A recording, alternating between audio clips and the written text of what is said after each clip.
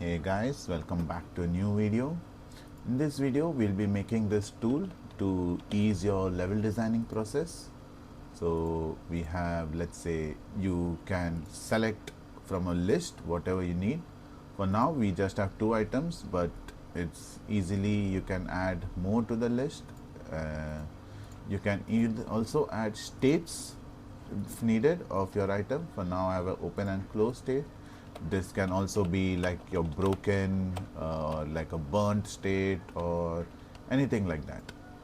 And we also have one button to randomize your Z rotation. So let's say if we have a bunch of this and select all of them and click randomize Z rotation, so it will be different for all. Let's say we deselect a few and make this barrel, probably closed ones, make this also like a close, randomize rotation. So you can see it eases your level designing process a lot. The main goal here is not to constantly drag and drop from your content browser. It takes up too much time. So yeah, without taking up too much time, let's dive into the video. So let's begin. So I already have prepped few assets like these boxes and barrels. So as you can see, we have 2 variations. One is the closed one and one is the open one. Same with the barrel.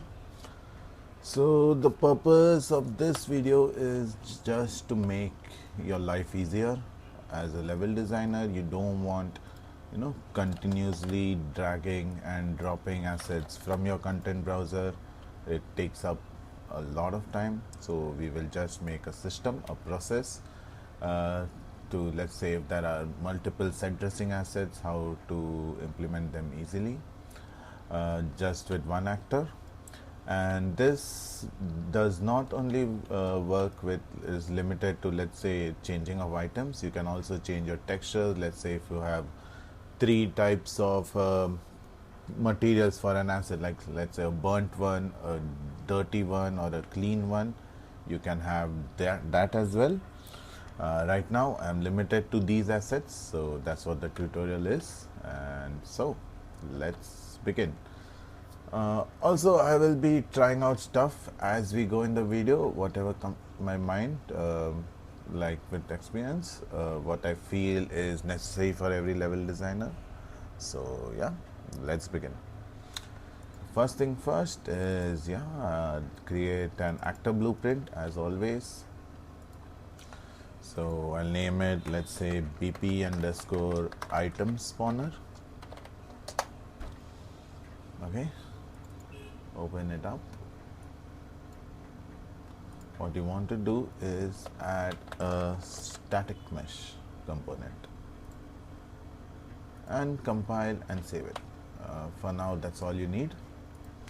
Again, come into your content browser. What we need is, so right now we have 2. We can do it just with a boolean, but again, this process is to speed up your process if you have many assets. So let's say if you have more than 2.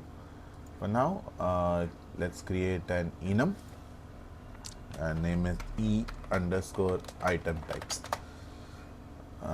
So yeah, open it up. So let's add our 2 things which we have, like a box crate and a barrel. Also, you want to add a none as a default and bring this at the top as you do those. Also, you need to add another enum, and this type will be e underscore item state.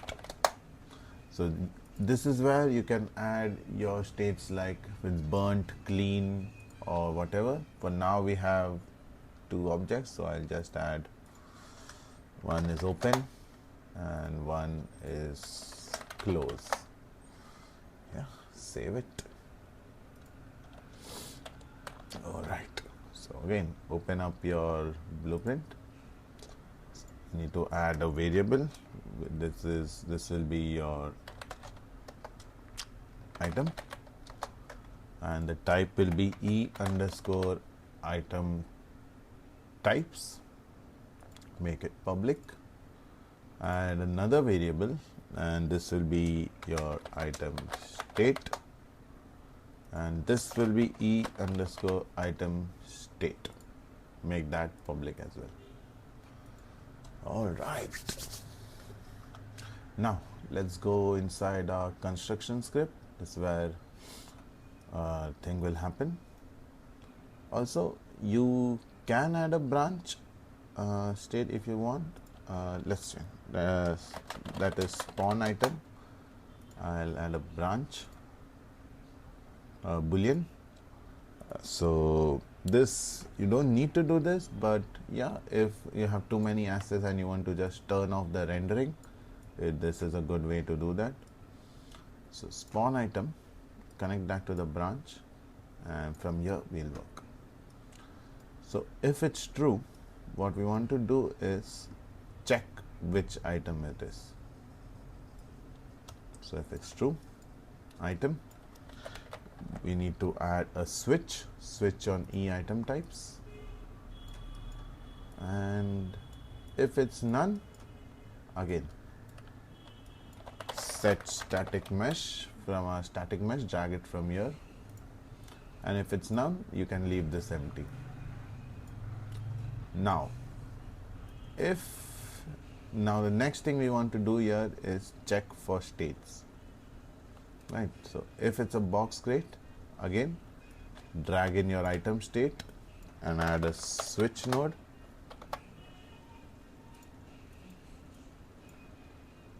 and yeah, that's all it is. So if it's open, again you want to add this set static mesh node on both open as well as close.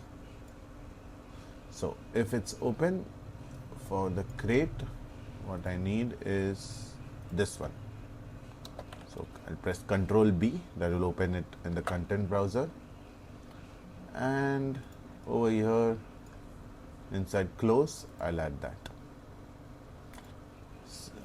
Inside open I'll add that. Inside close it will be this one. So again open it up, add, and you can just copy this entire thing.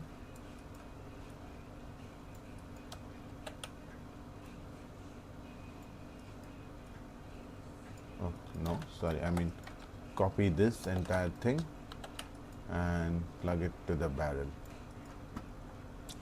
So here instead of box we need this one for the close,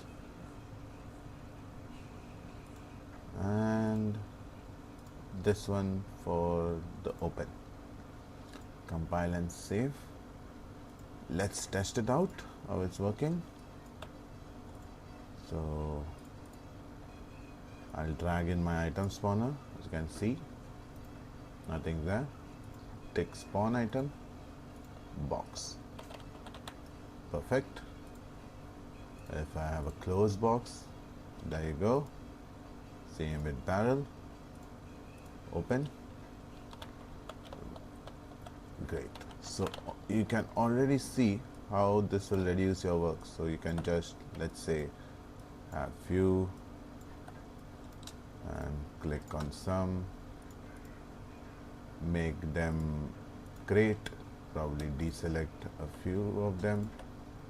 You can make them, you can close that. So yeah, you don't need to continuously go into the editor to drag and drop items. It's going to save a lot of time.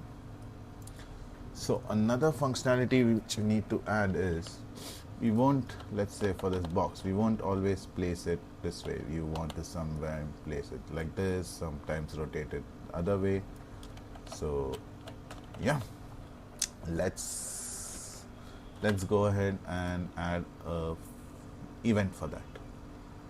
So again, come into your item spawner, and I will add a custom event. Okay, not inside a construction script, but over your event graph. So let's add a custom event. And name is randomize Z rotation. And the main thing you want to do is click enable this call in editor boolean. Yeah. Once that is done, drag in your static mesh, set rotation. You can do set relative rotation, split this struct pin, and for Z you will do a random float in range, and the minimum will be minus 360, the maximum will be 360. Let's test it out. So I click on my max and randomize Z rotation. You can see the mesh Z rotation is randomized. Right now it's 102. So you can select multiple and probably, yeah, you can't see for this one, but let's try these. Yeah. So as you can see, you can already see it's looking as a random placement. Yeah. Let me know if you want to add some other function in this tool as well, like to scatter around in some place or maybe stack few of them. We'll definitely add it in this. And yeah, if you liked the video, please subscribe. Please leave comments. I read all of them. It's very helpful to coming up with future videos. And yeah, thanks a lot.